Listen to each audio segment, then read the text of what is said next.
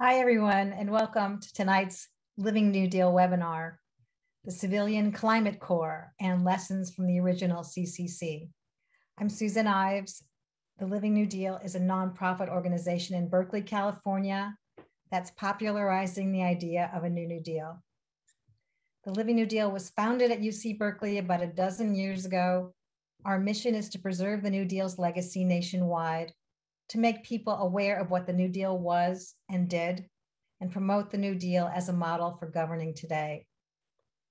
We are documenting what the New Deal built across the country, from post offices, parks, schools, sidewalks, city halls, to public art. This information and more about the New Deal is available to all for free on our website, livingnewdeal.org. Our ever-expanding website, our publications and programs like this are making the public aware of the New Deal's pivotal role during a national crisis. This webinar series titled The Next New Deal explores what the New Deal did and what a New Deal could do today. Our guest is Dr. Neil Maher. He will be doing that tonight in his presentation about the 21st Century Civilian Climate Corps proposed by the Biden administration and how it can be informed by the original CCC. Neil is the author of the award-winning book, Nature's New Deal, the Civilian Conservation Corps and the Roots of the American Environmental Movement. His work has been published in leading academic journals and popular media, including the New York Times and the Washington Post. Neil is professor of history at the New Jersey Institute of Technology and Rutgers University at Newark. He is currently working on an environmental justice history of Newark, New Jersey. We want this webinar to be interactive, so please join the conversation. Just write your questions into the chat. Neil will answer them throughout the program, and we'll have time for questions at the end as well. We thank you for your interest in the New Deal, the Living New Deal, and your presence here tonight. Your donations make our work and programs like this available to everyone, and we welcome your support. Welcome, and thank you, Neil Maher, for being with us.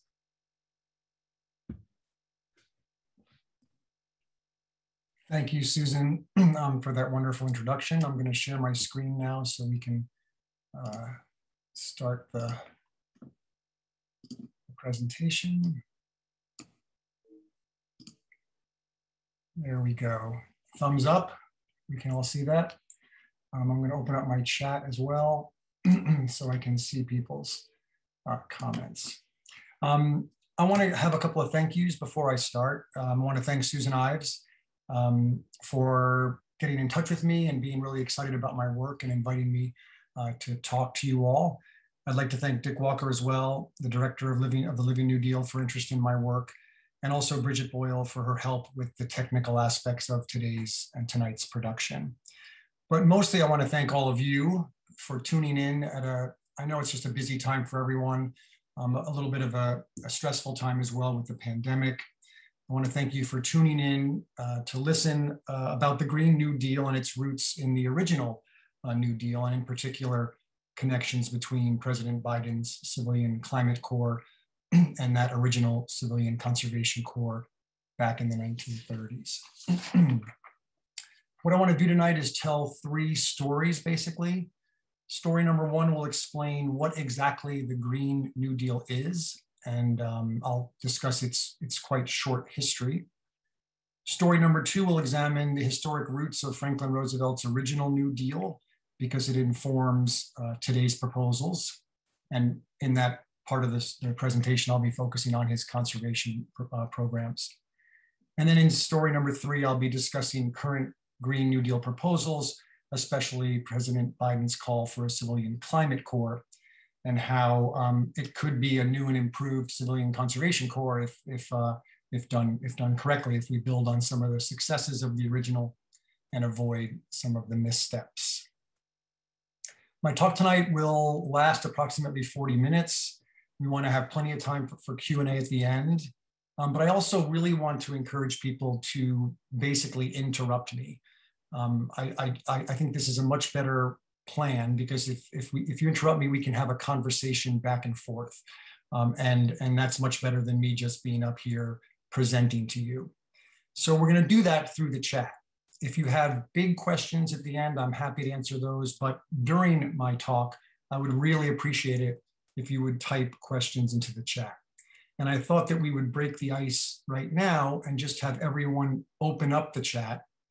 And if you could just sign in with the local town where you're tuning in from, just so we can all see where everyone is from and just begin to get to know each other a little bit that way. And then also, hopefully, that'll make it a little bit easier later on. So we have Mill Valley, Portland, Oregon, San Francisco, Moscow, Idaho. Fantastic. This is great.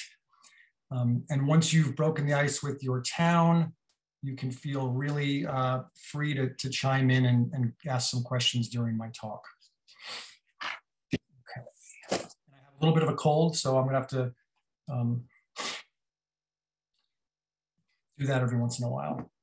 So here goes. Not working.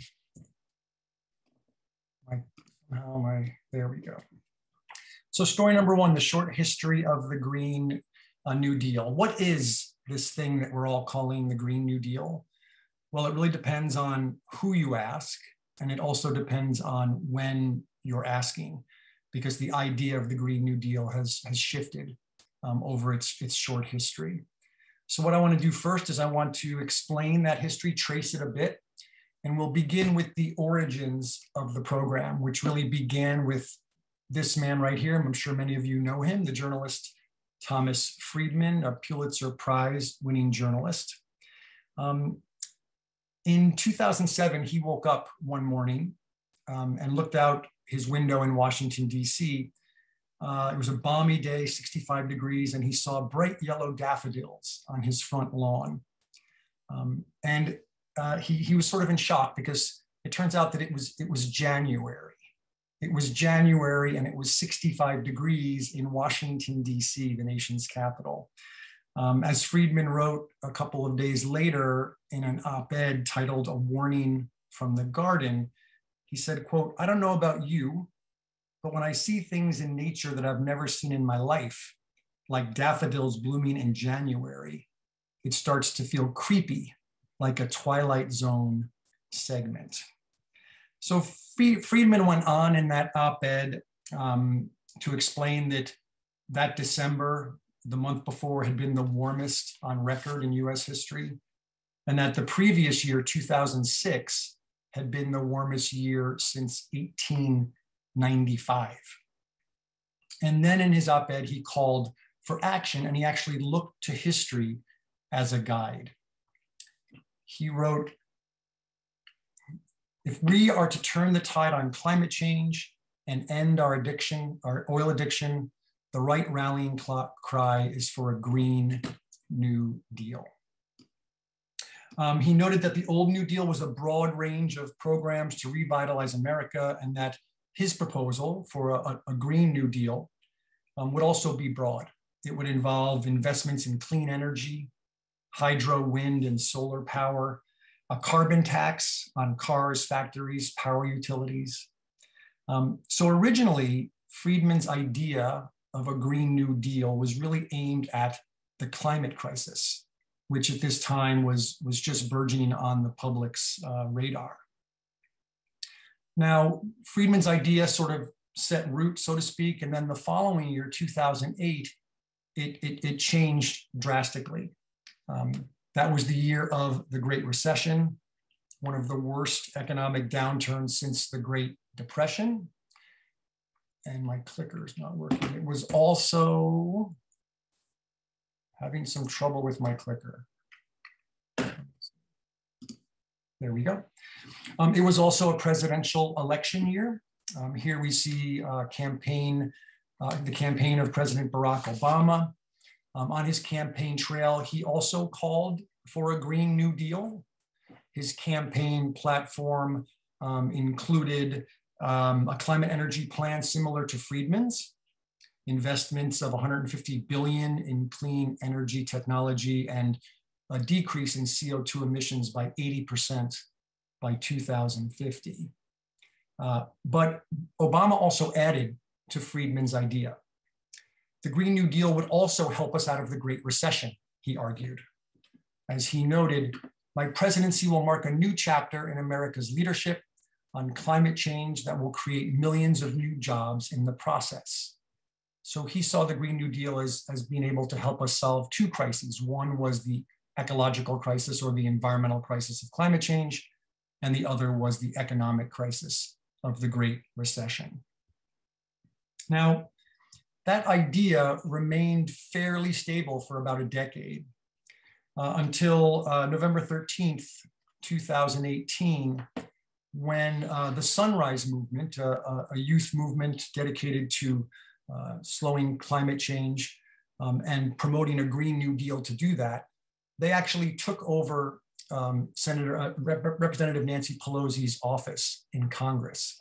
She had just been voted in as the Speaker of the House, the Majority Speaker, and they took over her office to draw attention to climate change and to promote a Green New Deal as a solution. Congresswoman-elect Alexandria Ocasio-Cortez joined them. She was from Queens. She had gotten a lot of press during her campaign. She wasn't even a seated representative yet, but she joined them, and it gained national and international attention, this sit-in, because of her participation. 3 months later, she submits a Green New Deal resolution to the House with Senator Ed Markey. Here they are announcing that proposal. And rather than me tell you what that proposal is about, I'm going to let her tell you in a segment on Late Night with Seth Meyers.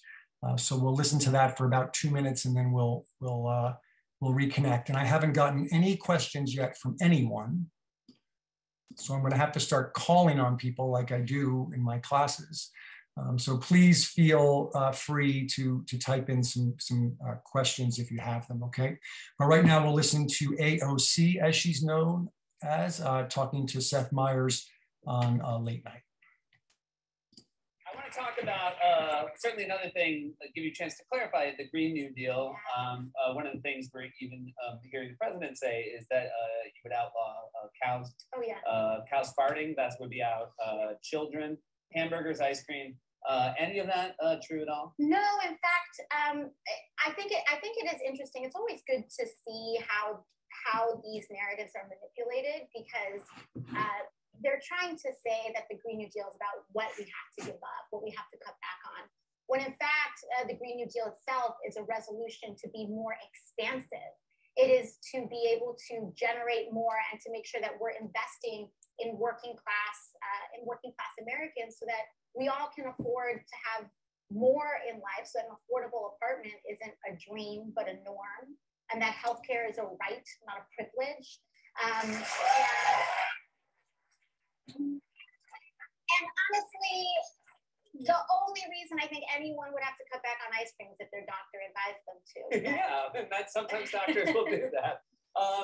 There is also, it should be pointed out though, there are some Democrats who seem a little cautious of how ambitious the Green New Deal is. How do you talk to your colleagues within your own party to let them know that this is the right path to take? And have you met with a lot of inter-party resistance? Yeah, well, I think one of the things that's important that doesn't get communicated is that our Green New Deal legislation is not a bill, it's a resolution. So there's two different kinds of legislation.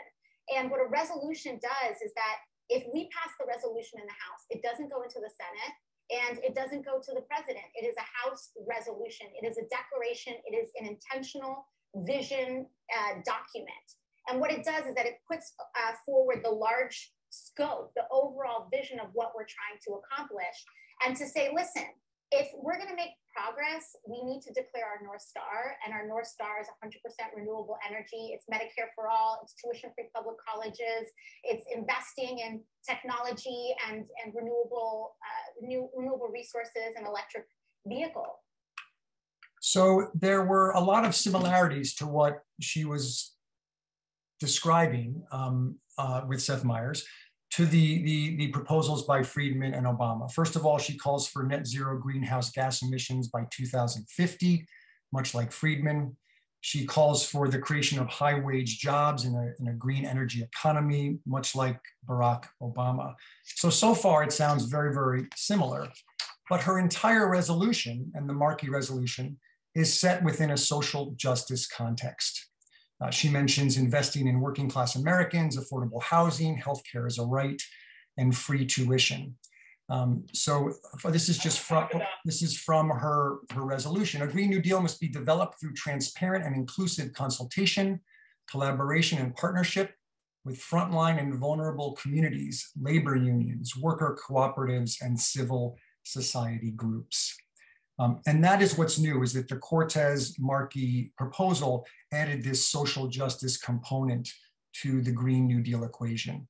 And really popularized this addition as well.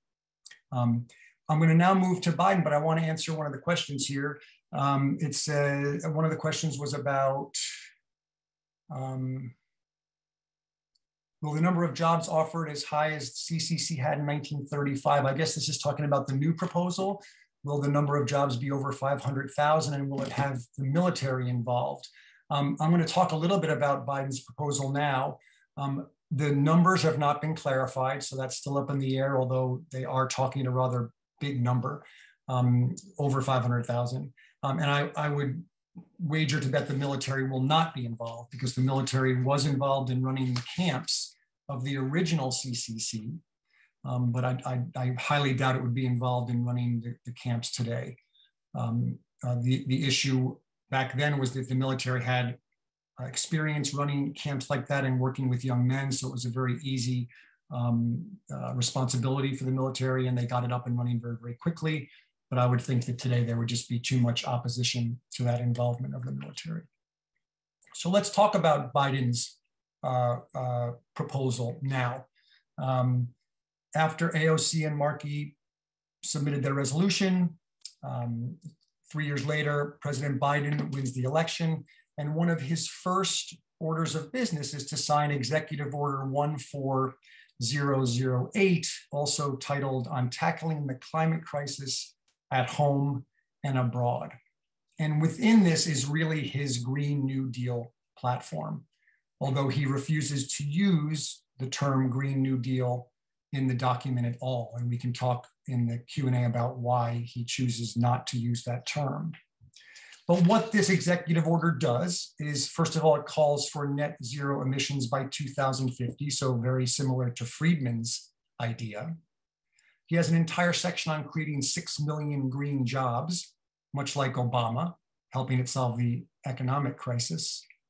And also there's an entire section on equity and justice, with a special focus on historically marginalized minority and poor communities like the AOC and the Markey Plan.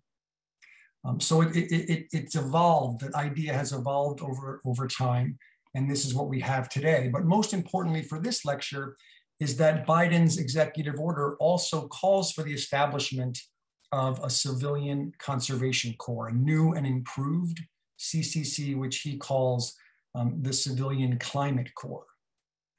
The only problem, the entire proposal for a new CCC is only one paragraph long, section 215. There are no details about how many people will be in it, what jobs it will do, how it's going to function, and who's going to run it.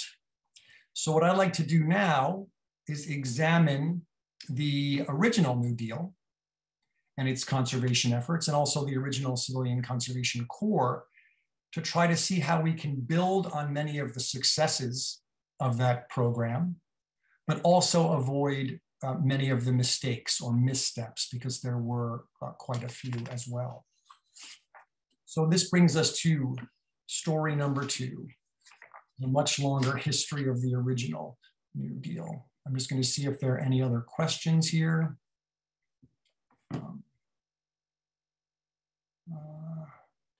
Neil, if you can see the Q&A function, there's a few in there. Let me see. How do I get to the Q&A? Is that in? Oh, I see. There we go. Oh, great. Oh, this is great. Okay. Sorry about that.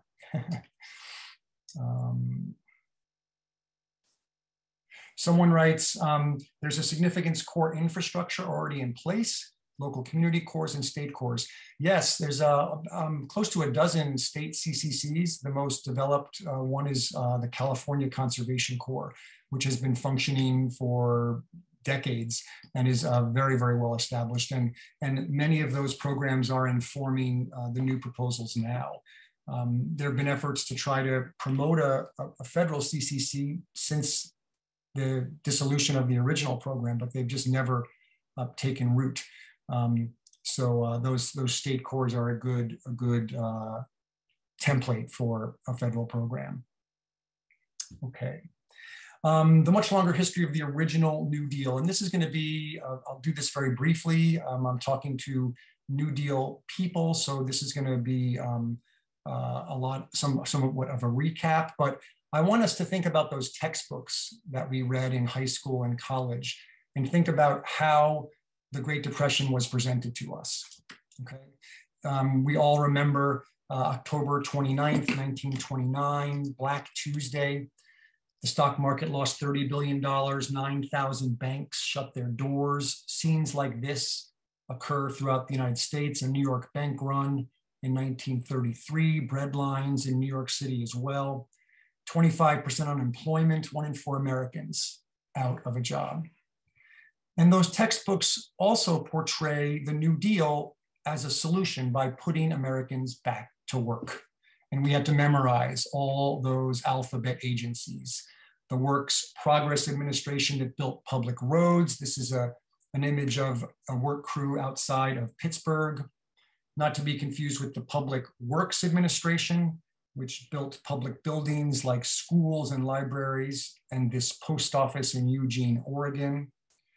And then also the Federal Arts Project and the Writers Project and the Federal Theater Project, which made public art in public spaces.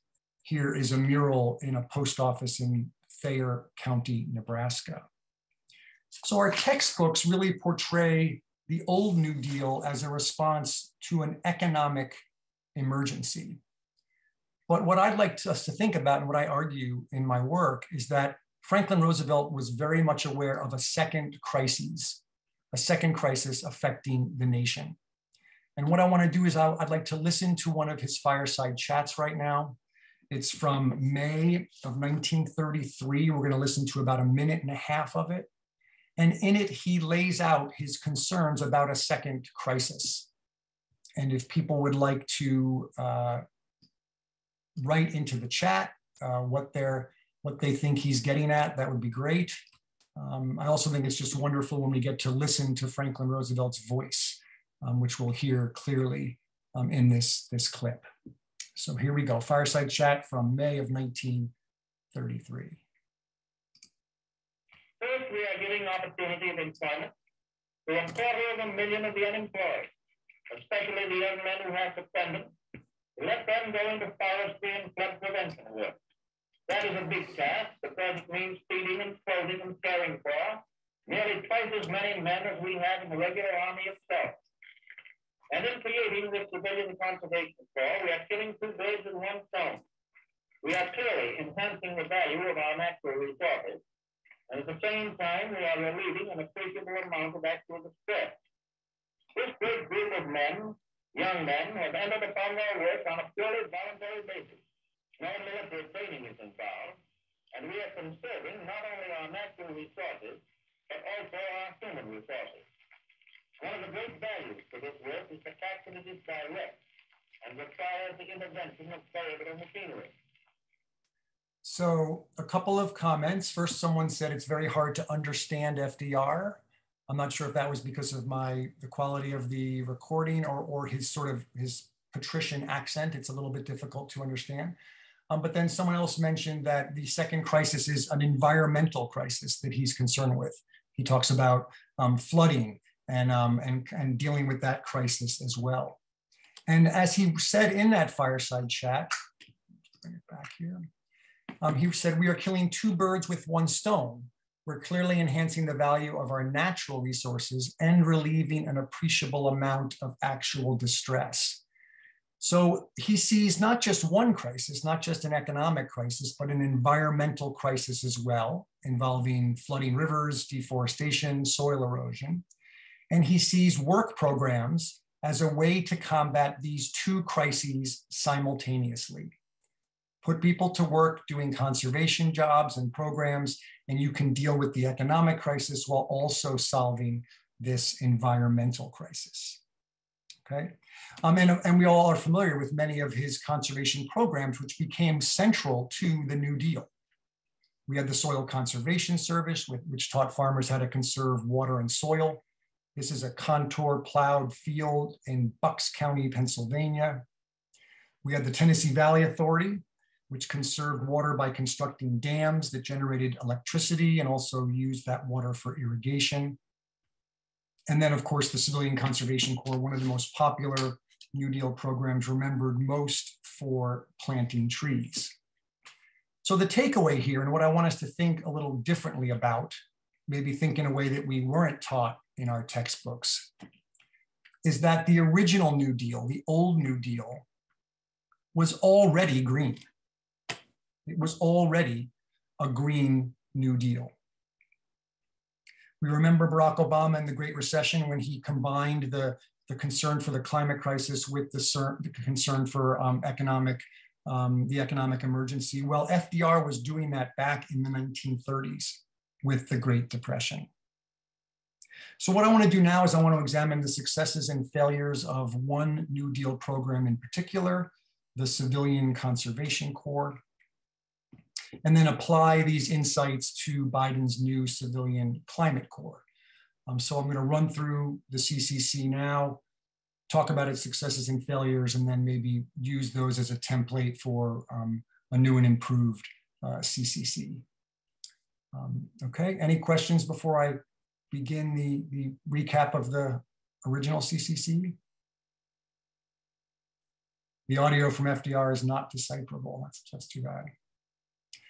This is good. Don't forget FDR's terror effort in New York State. As a matter of fact, that is the seeds for the federal program. Franklin Roosevelt in New York. This is from Paul Bachich, who I know.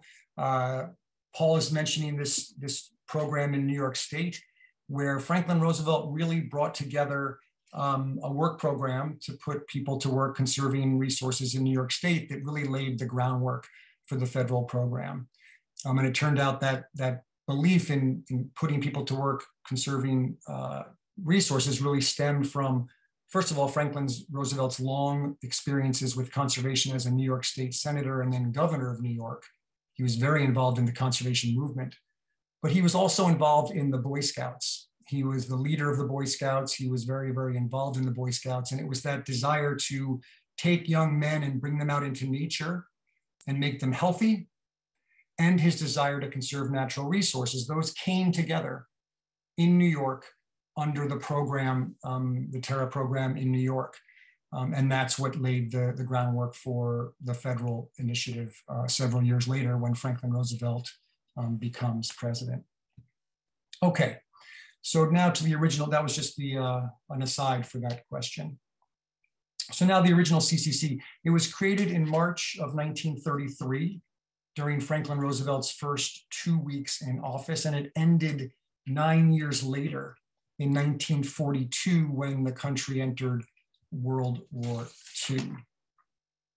It was joined by men like these. Young men, the requirements stipulated that they had to be between the ages of 18 and 25. They had to be unmarried and their families had to be on state relief rolls. So their parents had to be basically unemployed. And when these young men joined, they became what was called enrollees. They were paid $1 a day or $30 a month. And importantly, 25 of those dollars went back home to their families. That came to about $500 per month. And some families had 2 or 3 young men in the program. So that was a good chunk of change for some families to help them get through the most difficult times of the Great Depression. Where did they work? They worked in camps like this. This is Camp Connor in Shinipsit State Forest. There were camps like this all over the country. Up above, we see sort of a ground level view of the camp and the main quad. Down below, we see an aerial view We see the 4 barracks, the officers' quarters up on the top of the quad. At the bottom of the quad, we see the mess halls and the infirmary. And then you can even see a baseball field at the very top of the picture as well. These camps had 200 men in each of them, and they were distributed all over the country. Every dot on this map is a CCC camp in 1933. There were 1,500 of these on average at any given moment. They were primarily in rural areas, state and national parks, state and national forests, and agricultural areas, regions. And as an aside, Franklin Roosevelt was very involved in locating these camps. And he used them as a political carrot and stick for both supporters of the New Deal and opponents of the New Deal, because he knew that these camps were economic engines for local communities. And he rewarded supporters of the New Deal by placing camps in their districts. And he punished opponents of the New Deal by removing camps from their districts and not assigning camps to them. So he was a very politically savvy president, and he was using his conservation programs to help forge his New Deal coalition. Look over here. What types of work did they do? Well, they're remembered most for planting trees. In 1934, though, that work expanded when the Dust Bowl hit the Great Plains. The Corps greatly expanded its work. They sent hundreds of thousands of young men out to the Great Plains area where they worked on soil conservation. And then in the late 1930s, that work expanded once again into the national parks and forests, where the Corps developed the recreational infrastructure that many of us rely on to this day. So that's a recap of the Corps. What I want to do now is look at some of its successes and its failures so that we can learn from them in thinking about more contemporary proposals. So let's talk first about the environmental successes of the Corps. People are putting in the chat a lot of the work that they did. It says here, CCC built lodges at Starved Rock State Park in Illinois. They built Red Rocks in Colorado. So it seems like everyone out there who's tuning in has a local connection to a CCC site that is either in their community or nearby. And that's really important here. So environmental successes. The Corps was responsible for planting 2.3 billion trees. That's 12 trees for every Depression era American and 1/2 the trees planted in US history up to that time. It conserved 40 million acres of farmland, helping farmers contour plow, redesign their fields, plant drought-resistant crops. It developed over 1,000 parks, 800 state parks it built from the ground up. It improved the infrastructure of nearly every national park in the country, and also developed county parks and city parks as well. All told, the CCC transformed 118 million acres, or an area larger than the state of California. So quite a lot of successes on that front. Economically, the Corps was also quite successful. It created more than 3 million jobs, gave these jobs to unemployed working class men. This work also provided money to these young men's families. Remember, $25 a month went from these young men to their families automatically. Each month, this came to $700 million to enrollee families, or $10.5 billion today. And then also a lot of that aid and a lot of the money went through those camps into the local communities that were situated near these camps. On average, each camp spent about $5,000 locally on goods and services, whether it was food to feed the young enrollees, or wood or coal to keep those barracks warm in the winter, or even linen services to clean the young men's uniforms. $5,000 a month went to those local communities, which came to about $32 billion or $500 billion in today's dollars. So these successes have been, praised for many, many years, but I think we also have to keep in mind the failures. And there were both environmental failures and social failures that I want to discuss briefly now. First of all, the Corps introduced invasive species to control soil, for instance. Japanese kudzu is the most egregious example of this. It's now spread all over the South uncontrollably. This was due to the Civilian Conservation Corps.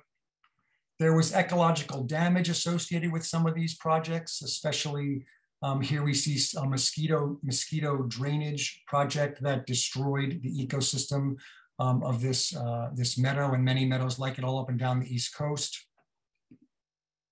The tree planting regimen decreased biodiversity. They planted trees in straight rows, single species. This made these forests much more susceptible to plant diseases and pests. And then finally, many of the motor roads that the Corps built and the hiking trails and the fire roads also divided up wilderness areas, untouched areas that had been free of these thoroughfares. It really divided up those wilderness areas and destroyed some of that wilderness. Now, I want to explain that many of these ecological errors can in some sense be forgiven, because in the 1930s, the science of ecology was in its infancy. Many scientists didn't know how these sorts of projects were going to play out throughout an ecosystem. So we can, in a sense, give the CCC a break on this ecological front. But the social failures are much more glaring and I think much more difficult to explain away. And I'll go through these pretty quickly. The most obvious is that women were excluded from the CCC. This is a photograph of Eleanor Roosevelt. She is actually addressing the only CCC camp in the nation for women. She lobbied Franklin Roosevelt to allow women in the CCC. He refused, but he did allow one camp in Bear Mountain State Park in New York. Here she is addressing those women. They were not allowed to undertake conservation work and were instead trained in domestic skills like cooking, cleaning, and childcare. The camps were also segregated. So African-Americans were placed in separate camps, and those camps were run by white military officers. And it was very difficult for these African-Americans to move up within the CCC ranks. Native Americans were in a separate program, the Indian Conservation Corps. It was a very separate and unequal program. They were not placed in camps. They lived at home and had to travel to their work sites. And many of their work sites developed the region around reservations for tourism so that wealthier white people from other areas could come and tour the region. And then finally, I would also argue that urbanites failed to gain from many of the work projects undertaken by CCC camps. This is an image of a camp in Wyoming. The work done here benefited local people in this region. City residents, many of whom were minorities, rarely encountered CCC work projects. And these people also faced a whole different set of environmental problems, from polluted water to toxic waste and to smoggy air. And their problems were not addressed by the CCC. So let's move on to story number 3 so we can wrap this up and get to the Q&A. This will be fairly brief. A new and improved CCC. How can we build on those successes and avoid the mistakes which we just outlined from the original Civilian Conservation Corps? There are 4 points I'd like to make.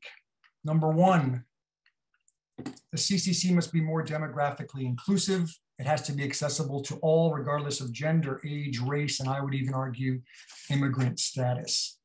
This is especially important because current unemployment rates are higher than the national average for women, older Americans, and minorities.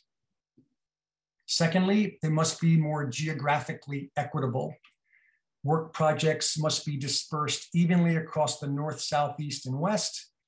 But more importantly, they must be in rural areas as they were in the 30s, but also in urban areas, and I would argue suburban areas where the great majority of Americans currently live. Third, and most importantly, I think a new CCC would have to be more environmentally just. Biden's CCC can still conserve natural resources like the original CCC did, but it must also take into account environmental justice work. It has to identify local inequities, listen and involve local people, and address local problems.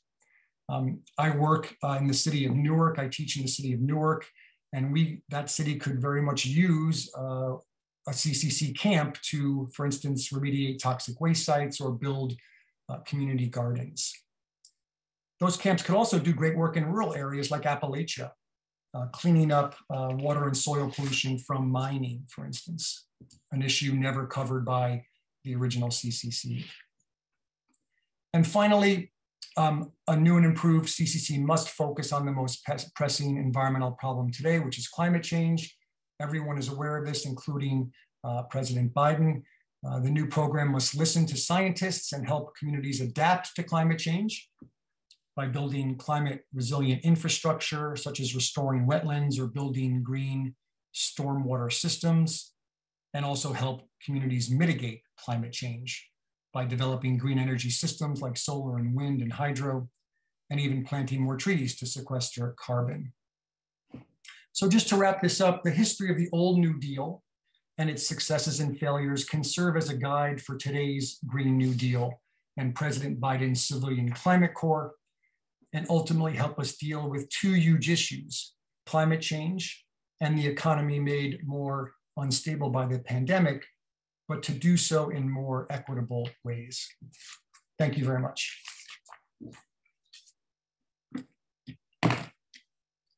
I'm going to unshare. There we go. And I think that Susan is coming back to join me, and we're going to have some questions. Thanks, Neil. That was a really interesting and informative presentation. I think we all learned a lot.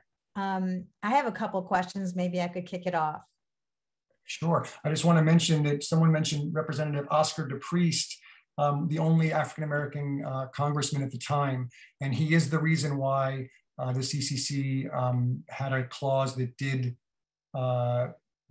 discriminate less than it ultimately did. But yes, that person, Gary Bretchen, is right because of Representative Oscar DePriest. Thank you. Go ahead, Susan. Thanks. So, you know, you mentioned that this original CCC was extremely popular and it was designed to be. But there were critics, just like the Climate Corps has critics today. And I'm wondering, how did FDR overcome this resistance Sure. to CCC? So the critics of the original CCC were the Socialist Party and labor unions because they felt that the Corps would take jobs away from workers. Franklin Roosevelt dealt with that by appointing two labor unionists as the executive director and the assistant director of the CCC. Robert Fechner ran the CCC. He was a very well-known unionist. And his assistant was also a very well-known labor activist. So he appeased the unions by appointing one of their own to the Corps. He appeased Oscar DePriest, the African-American representative, by openly supporting DePriest's proposal to decrease discrimination, to eliminate discrimination within the CCC. Franklin Roosevelt supported that. And then, you know, those are the two best examples, I think, of how he did it. But the way he sort of got around it as well was the CCC had a huge public relations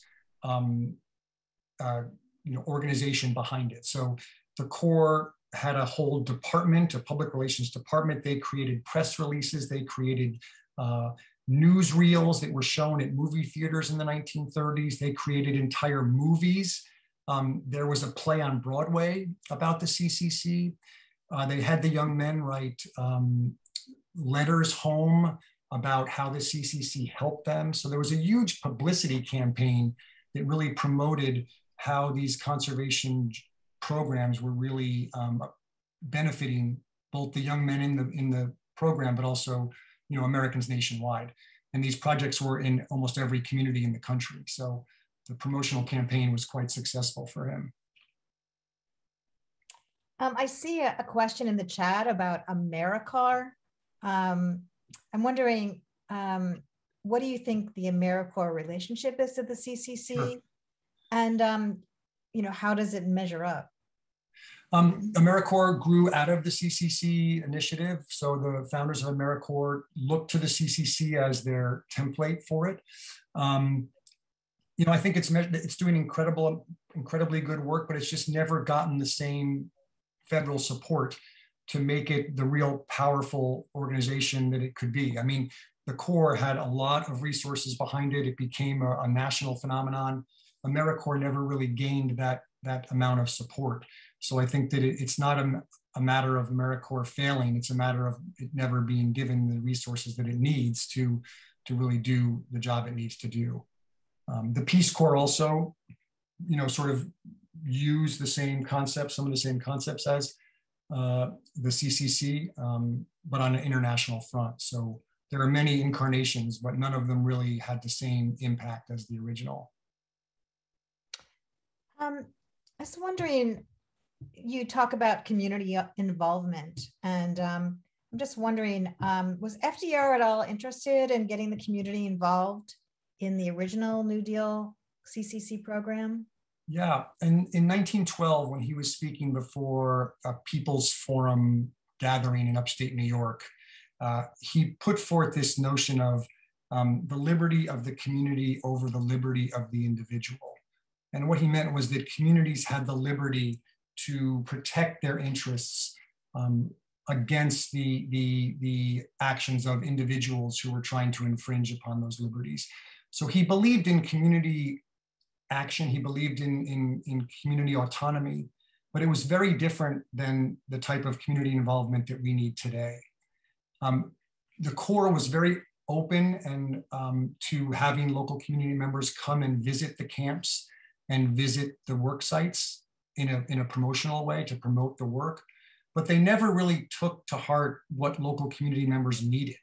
So local community members could visit, but they couldn't really tell the local camps what work projects they needed or what work they needed done or how the work that was being done might be hurting or helping the community. Mm-hmm. So it wasn't really a two-way dialogue.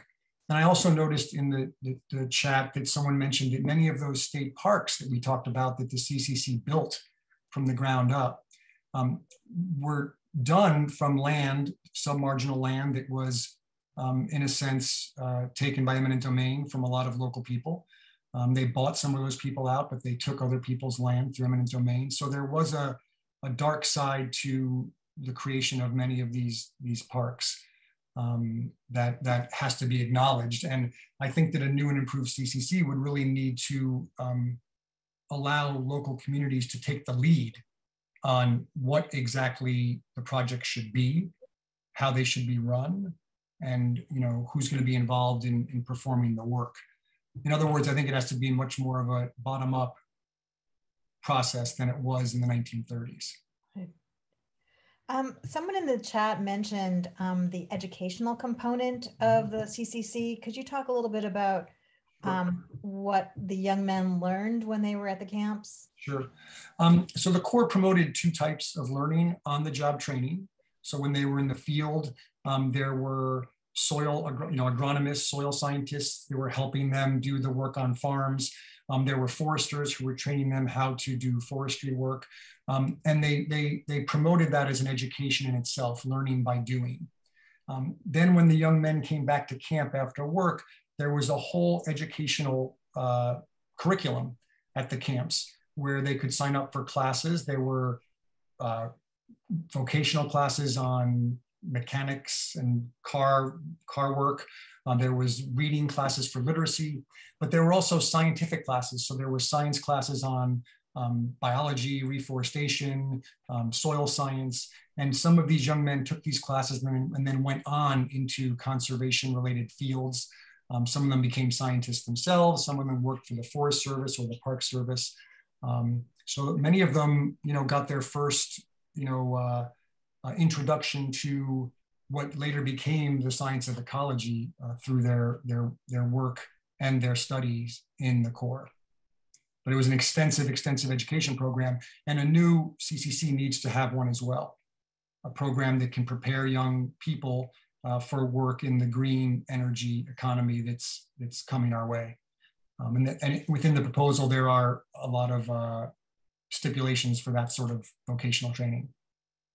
Yeah, I think in the 30s, a lot of people learned to read in the CCC. Mm-hmm. Absolutely. A lot of illiteracy.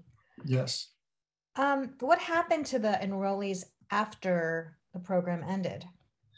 The majority of them, over 80% of them, went into World War II, joined the war effort, which is ironic because many people, when the Corps was first proposed, were very concerned that the military was running the camps because they thought it would militarize America's youth. This was occurring because in Germany at the time, Hitler had a very, very similar program that took young men and put them to do conservation work, and it was very militarized. So Roosevelt restricted the military's involvement to just the camp work. And when the young men left their camps to do the work in the field, they were overseen by representatives from the Department of Agriculture and Department of the Interior. But it turns out that as the war effort began to grow, many of these young men who had experienced life in a camp under the military moved right from the CCC into the Army and joined the effort for the war. And that's what many of them did. What do you see as the main objections to a Green New Deal today? Where is it coming from, and how can it be overcome? Since the 1930s, the New Deal has been tagged as a socialist or communist, a program, which is ironic because I think that Franklin Roosevelt's entire effort was really to salvage democracy in a moment in American history and global history when democracy was under threat, right? So it's been tagged as this, communist or socialist effort. And I think people have held on to that idea. And even today, this notion that the government's going to be overseeing all this work in all these communities, people are very, wary of that sort of effort. In a sense, we've been rolling back the New Deal, for the last 70 years, right? People have been, when Barack Obama, tried to promote an effort like this, he actually used Eisenhower's Federal Highway Act as the sort of model to say that that's the type of program that'll get traction within the American public, not the 1930s and the New Deal. So I think that's a big component of it. I was wondering if the Civilian Climate Corps is part of the Build Back Better infrastructure plan, or is it its own thing? Right now, it's in his executive order. That's where it's been positioned. But there are components, and a lot of the work that the Corps would do are in both the Build Back Better initiative. The two initiatives that are going on right now, the infrastructure bill and the more the larger social bill, but it all depends on how this plays out. I mean, the executive order created the CCC, but nothing's been done to take a first step towards even creating the Corps. So I think that they're waiting to see what happens with this other legislation, to see how much money they have for certain types of work, and then to determine how large or small a Corps could be to help implement that work. So it's all on hold, I think, right now. Was there any consideration or discussion about whether there would be housing for Climate Corps workers, or how would it resemble the living situation of the CCCs?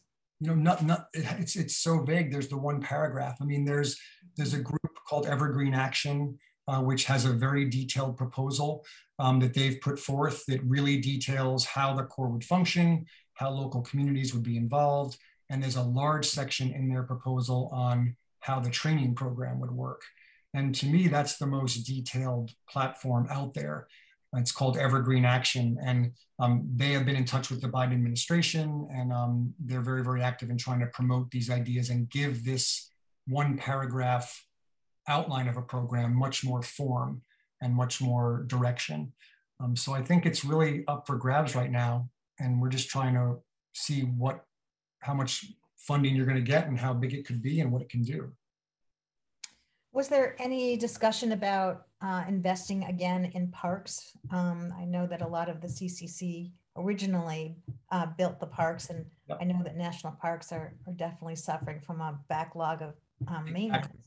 I think there are a lot of people who look back extremely fondly on that work.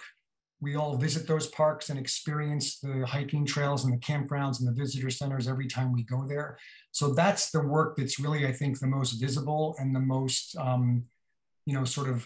understandable to people's everyday experience.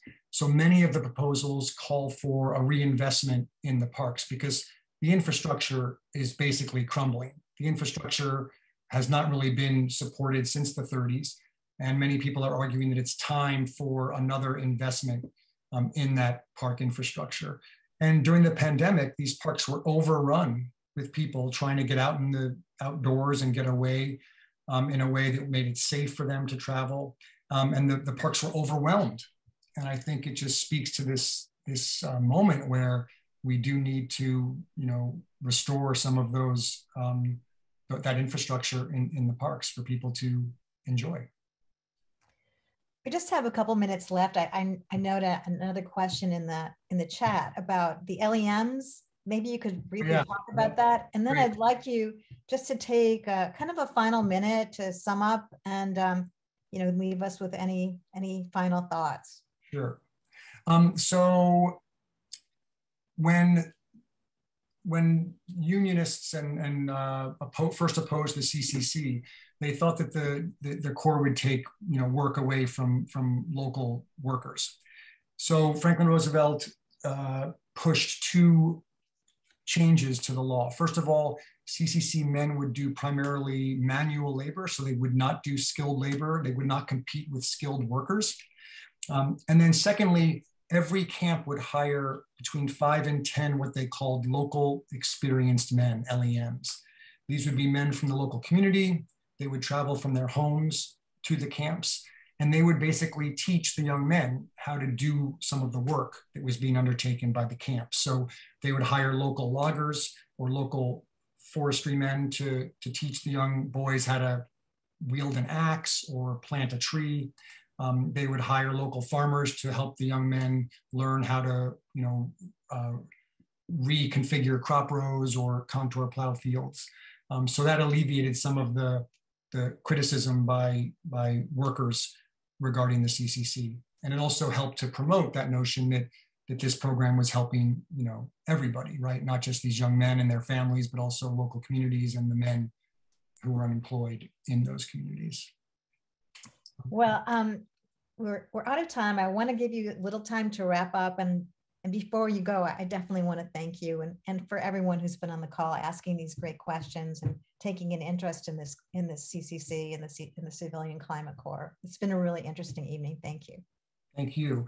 I guess the only thing, I really want to say is that it's easy to look back on this period and focus on a lot of the failures of the original Corps, that it was all male and that it made ecological blunders. But I really think we need to think of it as, a learning moment, a program that we can learn from and benefit from.